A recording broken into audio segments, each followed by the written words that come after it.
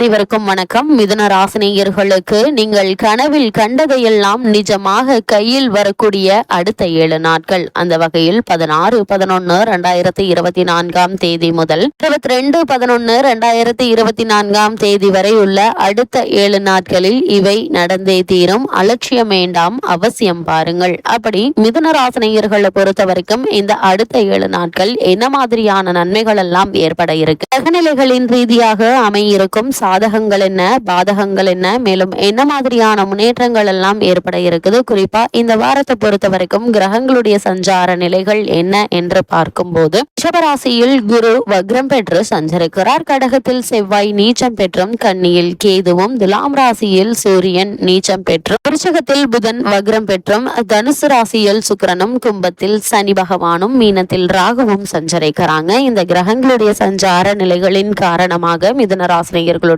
வாழ்வில் குடும்ப சூழ்நிலை ரீதியாக உத்தியோகம், தொழில், வியாபாரம், கலைத்துறை, அரசியல் துறை, மாணவ மாணவிகள், விவசாயத்துறையினர், பெண்மணிகள் என அனைவருக்குமே என்ன மாதிரியான நன்மைகள் எல்லாம் ஏற்பட இருக்கு என்பது குறித்தான முழுமையான பதிவு தான் இந்த வீடியோல நம்ம விரிவா பார்க்க போகிறோம். அதற்கு முன்னாடி மிதுன ராசினியர்கள் ஆன்மீக சம்பந்தமான தகவல்கள், வாஸ்து சம்பந்தமான தகவல்கள், நவ கிரக சன்னதிகள் எங்கு உள்ளன, அங்கு சென்று நாம் எப்படி வழிபட வேண்டும், பரிகாரங்கள் செய்யும் முறைகள் என்ன, திருமண தடை நீங்க, புத்திரபாக்கிய யோகம் கிடைக்க, கடன் தொல்லை நீங்க, அதே போல் குடும்பத்தில் செல்வ வளம் பெருக, இது மாதிரியான பல ஆன்மீக சம்பந்தமான தகவல்களை பற்றி தெரிந்து கொள்ள வேண்டும் என்ற விருப்பம் இருந்துச்சு அப்படின்னா சேனல் பயோல அதற்கான லிங்க் கொடுத்திருக்கோம். அந்த லிங்கை கிளிக் பண்ணி நீங்கள் தெரிந்து கொள்ளலாம். வாங்க இப்ப வீடியோக்குள்ள போலாம். அந்த வகையில மிதுன ராசியை சேர்ந்த மிருகசீரிஷம் 3ஆம் பாதம் முதல் திருவாதிரை புனர்பூசம் 3ஆம் பாதம் வரை உள்ள நட்சத்திரக்காரர்களுக்கு குடும்ப சூழ்நிலை ரீதியாக என்ன மாதிரியான நன்மைகள் எல்லாம் உங்களுடைய வாழ்வில் ஏற்பட இருக்கு என்று பார்க்கும்போது உங்களுடைய ராசிக்கு பாக்கியஸ்தானத்தில் சனி இருப்பதும், தொழில் ஸ்தானத்தில் ராகு இருப்பதும்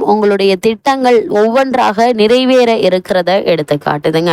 எத்தனை சோதனைகள் வந்தாலும் அதனை கடந்து சாதனை படைக்கும் வெற்றியாளராக மாறக்கூடிய ஒரு தருணமாதான் இந்த வாரம் அமைய இருக்குதுங்க. தேவையற்ற வீண் செலவுகள் குறைய இருக்குதுங்க. அதே போல் வாய்ப்புகள் அதிகம் கிடைக்கக்கூடிய ஒரு தருணமாதான் இக்காலகட்டம் அமைஞ்சிருக்குது. புதிய மனிதர்கள் அறிமுகம் கிடைக்குங்க. அவர்களால் நீங்கள் எதிர்பாராத உயரத்திற்கு செல்லக்கூடிய ஒரு காலகட்டமா இந்த வாரம் அமைஞ்சிருக்குது. கிடைக்கக்கூடிய சந்தர்ப்பங்களையும் வாய்ப்புகளையும் பயன்படுத்தி கொள்ளுங்க. அதே போல் மிதுன ராசினியர்கள் வெளிநாட்டு வேலைக்கு முயற்சித்து வருபவர்களுக்கு அந்த வாய்ப்புகள், தள்ளி போன பயணங்கள் விரைவில் உங்களுக்கு சாதகமாக முடிய இருக்கு. அதுவரை பொறுமையாக இருப்பது நல்லது.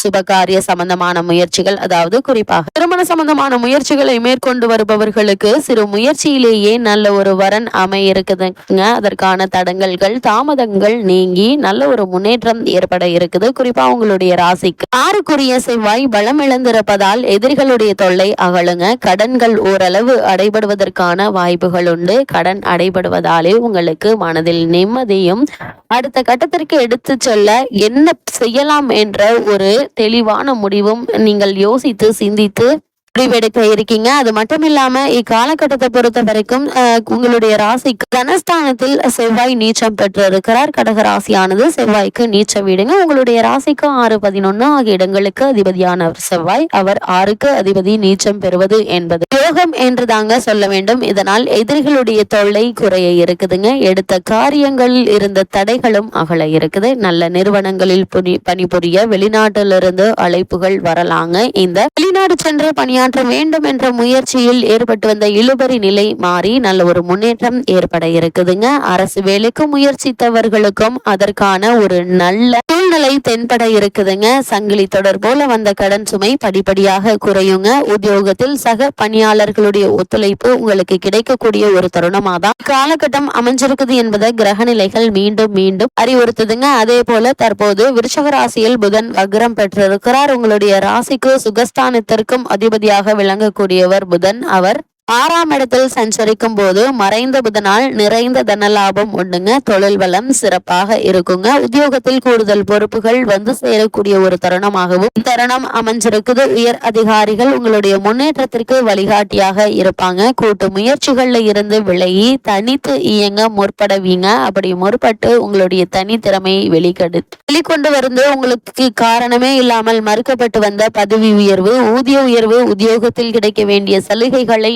நீங்கள் தட்டி பறித்து அதற்கான தகுதியான ஆள் என்பதை நிரூபித்து காணக்கூடிய ஒரு வாரமா தான் இந்த வாரம் அமைஞ்சிருக்குதுங்க. அதே போல் கொடுக்கல் வாங்கல் சிறப்பாக இருக்குங்க. அதே போல் மிதுன ராசினியர்களை பொறுத்த வரைக்கும் சனி பகவான் தற்போது வக்ர நிவர்த்தி பெற்று சஞ்சரிக்கிறார். அதாவது சனி பலம் பெறும் இந்த நேரம் யோகமான ஒரு நேரம் என்று தாங்க சொல்ல வேண்டும். பாக்கியஸ்தானத்திற்கு அதிபதியான சனி பலம் பெறுவதால் உங்களுடைய நீண்ட கால எண்ணங்கள் ஒவ்வொன்றாக நிறைவேறுங்க. பக்கபலமாக இருப்பவர்கள் உங்களுடைய பண தேவையை பூர்த்தி செய்வாங்க. பத்திரப்பதிவில் இருந்த தடைகள் அகல இருக்குது. பெற்றோருடைய ஆதரவு திருப்தி தருங்க. குறிப்பா அண்ணன் தம்பிகளுக்குள் இருந்த அரசல் புரசல்கள் மாறி நல்ல ஒரு அன்பும் அந்யோன்யமும் அதிகரிக்க இருக்கு. தற்போது மிதுன ராசினியர்களை பொறுத்த வரைக்கும் சுக்கிரன் தனுசு ராசியில் சஞ்சரிக்கிறார். அதாவது உங்களுடைய ராசிக்கு 5, 12 ஆகிய இடங்களுக்கு அதிபதியானவர் சுக்கிரன். அவர் சப்தமஸ்தானத்தில் சஞ்சரிக்கும் போது பயணங்கள் அதிகரிக்கும். பழைய வாகனங்களை கொடுத்துவிட்டு புதிய வாகனங்கள் வாங்கும் யோகம் உண்டு. வீட்டிற்கு தேவையான விலை உயர்ந்த பொருட்களை வாங்கி மகிழ இருக்கீங்க. வெளிநாட்டில் இருந்து வரும் தகவல் ஆதாயம் தருவதாக இருக்குங்க. மிதுன ராசினியர்களை பொறுத்த வரைக்கும் உங்களுடைய ராசிக்கு விரயஸ்தானத்தில் தற்போது குரு பகவான் வக்ரம் பெறுகிறார். அதாவது உங்களுடைய ராசிக்கு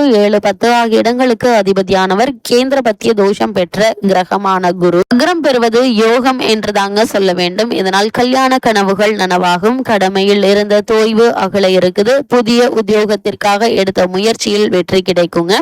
உயர்ந்த மனிதர்களின் ஒத்துழைப்போடு நிரந்தர பணி அமையுங்க. தொழில் செய்பவர்களுக்கு வாடகை கட்டிடத்தில் நடைபெறும் தொழிலை சொந்த கட்டிடத்திற்கு மாற்றும் முயற்சி கைகூட இருக்குது. வெளிநாட்டில் இருந்து ஆதாயம் தரும் தகவல்கள் வந்து சேரக்கூடிய ஒரு தருணமா தான் இக்காலகட்டம் அமைஞ்சிருக்குது என்பதை கிரக நிலைகள் மீண்டும் மீண்டும் அறிவுறுத்துதுங்க. மிதுன ராசினியர்களை பொறுத்த வரைக்கும் பொது வாழ்வில் உள்ளவர்களுக்கு மேலும் என்ன மாதிரியான நன்மைகள் எல்லாம் அடுத்த 7 நாட்களில் ஏற்பட இருக்கு என்று பார்க்கும்போது நட்பால் நல்ல காரியங்கள் நடைபெற இருக்குதுங்க. அதே போல் தொழில் மற்றும் வியாபாரம் செய்பவர்களை பொறுத்த வரைக்கும் எதிர்பாராத லாபம் உண்டுங்க. உத்தியோகத்தில் உள்ளவர்களுக்கு உயரதிகாரிகளுடைய ஆதரவு திருப்தி தரும். இதன் காரணமாக மறுக்கப்பட்டு வந்த பல சலுகைகள் கிடைக்க இருக்குதுங்க இந்த வாரத்தில். இல்லது அதற்கான முன்னேற்ற நிலை உங்களுக்கு தென்படுங்க. அதே போல் மிதுன ராசியை சேர்ந்த கலைஞர்கள் முன்னேற்ற பாதையில் அடியெடுத்து வைப்பீங்க. மாணவ மாணவியரை பொறுத்த வரைக்கும் எதிர்பார்த்த இலக்கை அடைய இருக்கிறீங்க. பெண்மணிகளுக்கு உறவினர்களால் நன்மை உண்டு. உத்தியோகம் சம்பந்தமாக எடுத்த முயற்சி